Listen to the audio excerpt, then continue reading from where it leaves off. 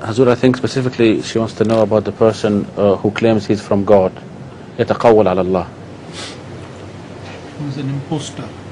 I think the question was about that. That's what I understand. I answered the question wrongly because I didn't understand it properly. So what is the question about an imposter? She wants to know, is there an exact number of years where Allah will allow him to spread his lies?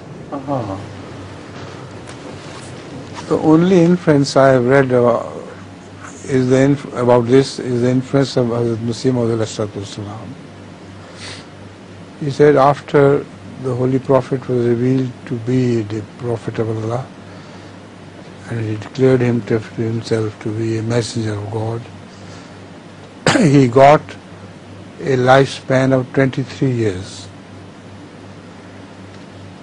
So any imposter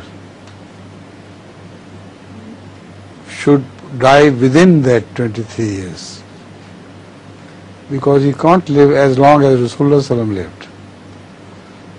So this is an argument, in fact, he presented to the world in his own favor.